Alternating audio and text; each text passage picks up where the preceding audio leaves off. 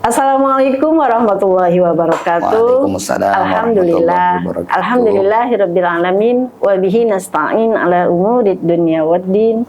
Wassalatu wassalamu ala asrafil anbiya'i wal mursalin wa ala alihi wa sahbihi ajmain. Alhamdulillah, sahabat suci yang dirahmati Allah.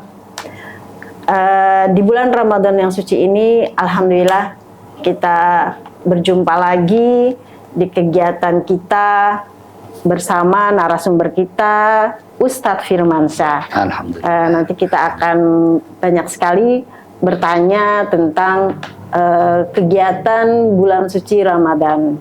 Ya, temanya adalah bulan suci Ramadan. Berbagi berkah di bulan suci Ramadan. Baik, langsung saja kita bertanya langsung kepada Ustadz Firmansyah sebagai narasumber kita. Assalamualaikum Ustadz Firman. Waalaikumsalam warahmatullahi wabarakatuh. Umi, apa kabar? Alhamdulillah Ustadz. Alhamdulillah. Di bulan Ramadan ini kita sudah memasuki hari ke-10 Ustadz. Hari ya? ke-10 Hari ya. ke-10 di bulan Ramadan. Alhamdulillah. Ini Ustadz, di Sahabat Suci ini banyak sekali pertanyaan-pertanyaan yang akan disampaikan kepada Ustadz Firman. Semoga Ustadz Firman bisa menyampaikannya dengan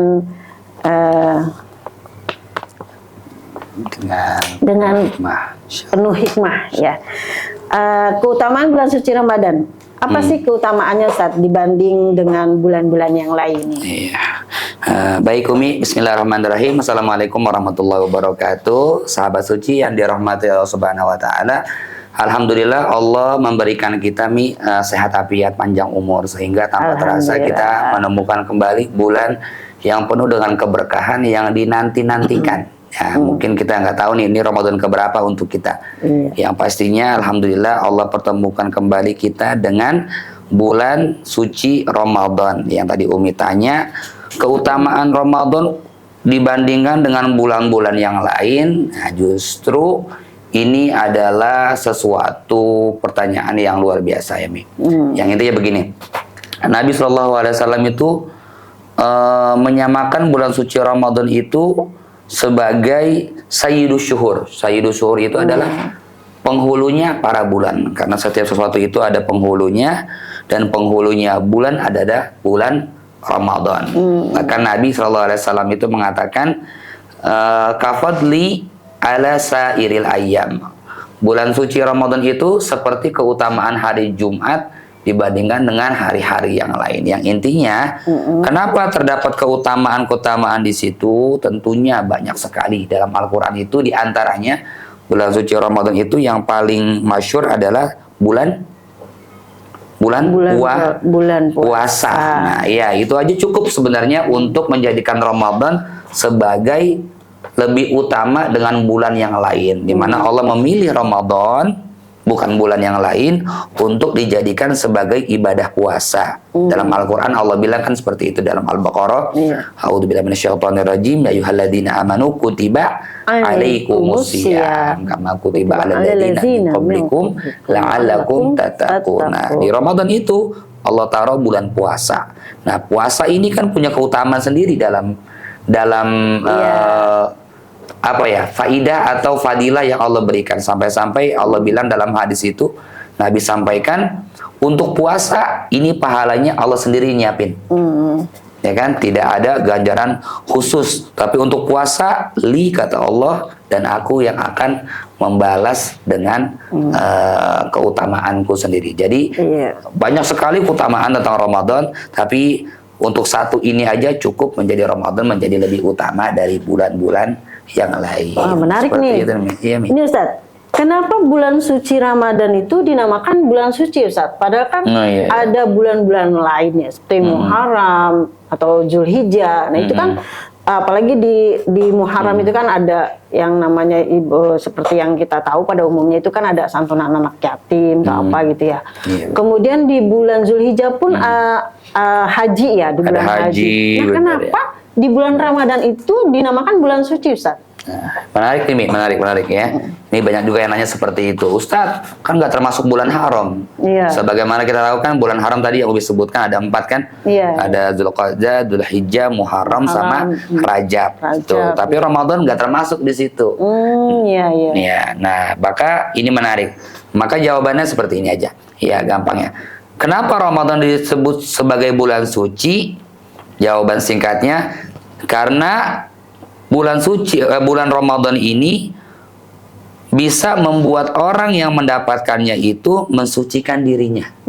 Subhanallah. Contoh gini, contoh. Kalau di bulan luar Ramadan ya, kadang-kadang kita susah ngerem. Iya. Contoh ada hal-hal yang biasa kita lakuin yang kita nggak sadar itu ngabisin pahala. Iya. Apa itu? Ngomongin orang. Nah, gibah ya. Nah, gibah itu kan paling resep deh tuh. Iya. Ya, apalagi ditambahin kopi, Waduh. ditambahin gorengan, itu makin puasa.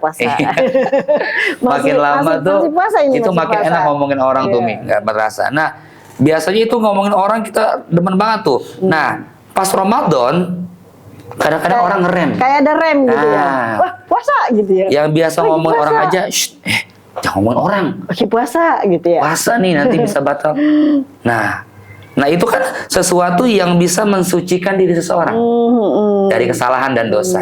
Nah itu satu contoh aja. Nah, itu Ramadan sebagai rem bisa menjadi rem yang sangat pakem untuk seseorang untuk mensucikan dirinya. Itu keistimewaannya, Ustaz. Nah, itu keistimewaan.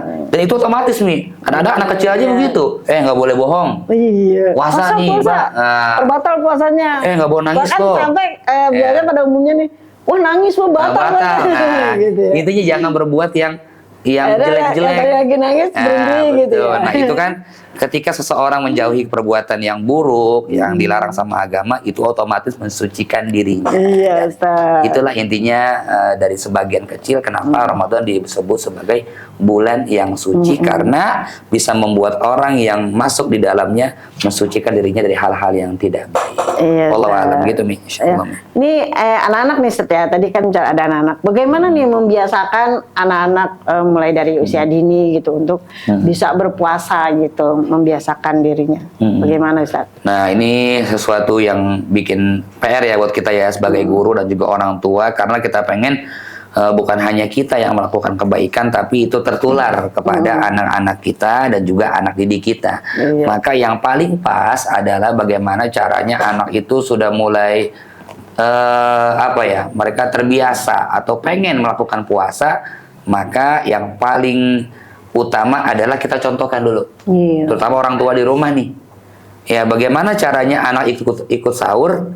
Nah, contohnya Jadi tauladan dulu kita ya. benar. Kita udah contohin tuh dari awal. Nanti dia bakal nanya tuh, kok bangun sih pagi-pagi, Pak? Ngapain? Ngapain nih? Masih Oh, subuh, masak masih sih, gelap-gelap. iya gelap-gelap. Nah, kita jelasin Emang tuh. ngapain nih? Sebelum udah ke dapur gitu ya. Rame-rame ini bangun semuanya, abang-abang, kakak gimana? Iya. Nah, ini dijelasin tuh. Ini namanya sahur. Oh, sahur itu apa? Nah, mereka terangsang tuh untuk bertanya. Nanti juga kita siangnya nggak makan apa-apa, nanti kita jelasin ini namanya puasa. Makannya kapan? Nanti maghrib. Nah, lambat laun mereka pasti pertama-tama ikut sahur dulu ikut sahur, entar lama-lama dia puasa setengah hari. Iya. Nah, pada akhirnya mereka ikut puasa di usia dini. Jadi yang paling berpengaruh untuk anak itu supaya terbiasa berpuasa adalah dari kita sebagai teladan. Sebagai gitu, orang tua, dan Ustaz ya. guru. Iya. Kira-kira Gitu. kiatnya apa aja nih, Ustaz? Kiat-kiatnya nih. Biar anak kita tuh misalnya mengajarkan Mama aku puasa sampai jam, kan ada tuh ya anak-anak orang tua suka bilang ya udah nah sampai jam 9 dulu. Betul nih. Udah kuat besoknya sampai jam 12 gitu. Iya. Nah, itu kira-kira boleh apa enggak satu? Misalnya Ya, terus kiat-kiatnya apa aja gitu. Baik Umi, itu kan sebagai kalau dalam bahasa ilmu tasawuf itu sebagai tadrib pendidikan dini untuk anak.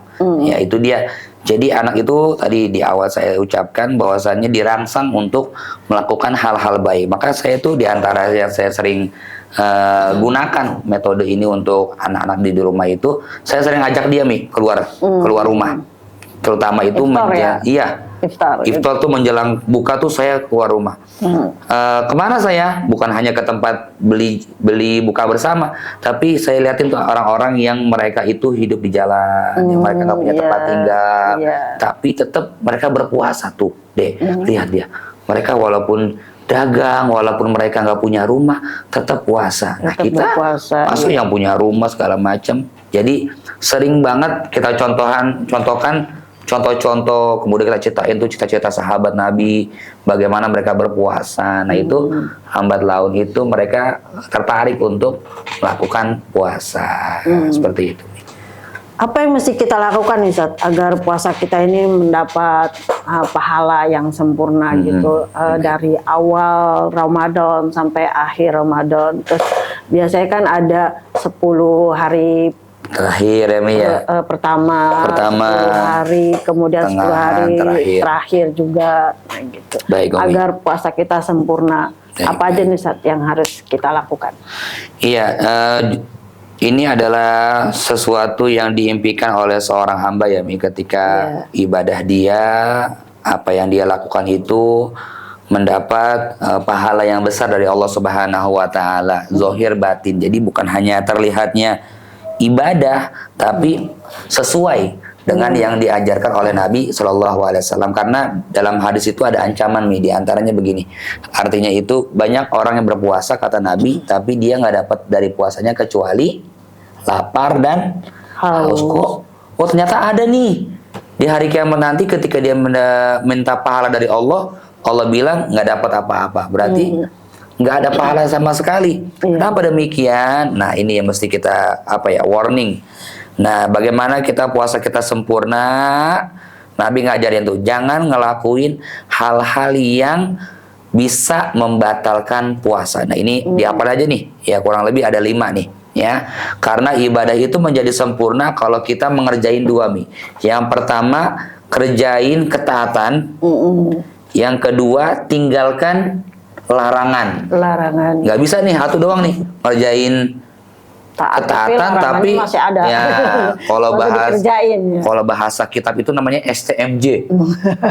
Apa itu? Sholat terus, maksiat jalan. Masya Allah. Nah, ini banyak nih kita dapatin. Itu tadi Nabi bilang dia puasa tapi nggak dapat apa-apa kecuali lapar sama haus. Nah, maka selain ini tadi taat kita sama Allah, puasa betul-betul ninggalin hal-hal yang membatalkan puasa.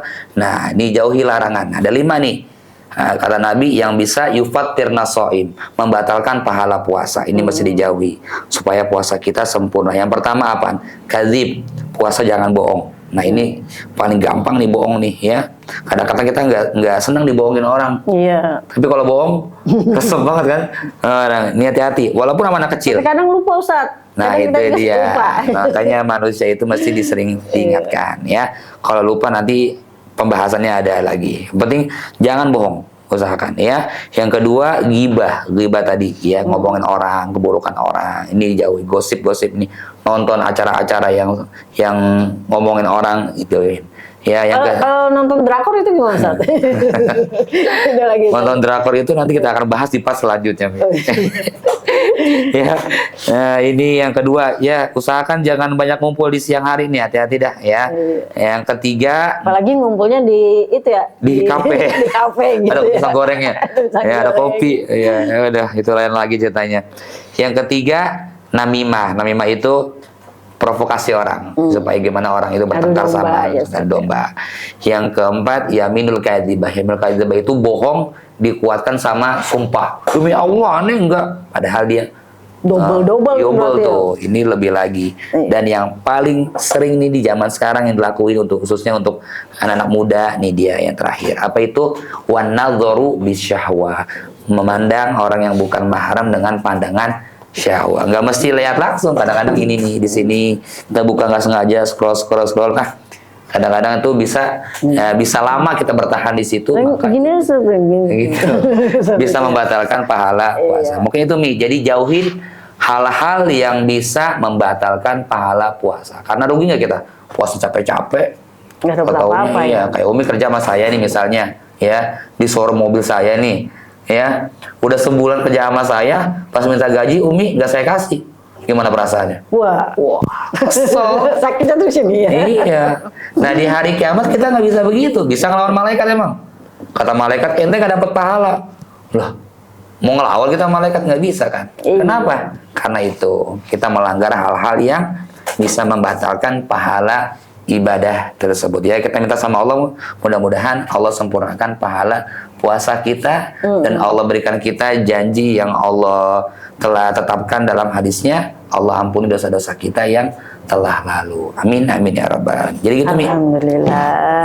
Alhamdulillah, sahabat suci, tadi sudah banyak sekali ya kita bertanya tentang sekitar Ramadan. Alhamdulillah, sahabat suci, nanti kita akan bahas lagi di dalam tema yang di luar seputar Ramadan. Alhamdulillah. Tadi sudah dijelaskan panjang lebar sama Ustadz Firman, dan semoga puasa kita mendapat keberkahan dari Allah Subhanahu wa Ta'ala. Amin amin ya rabbal alamin. Terima kasih. Billahi taufiq wal hidayah. Wassalamualaikum warahmatullahi wabarakatuh. Waalaikumsalam warahmatullahi wabarakatuh.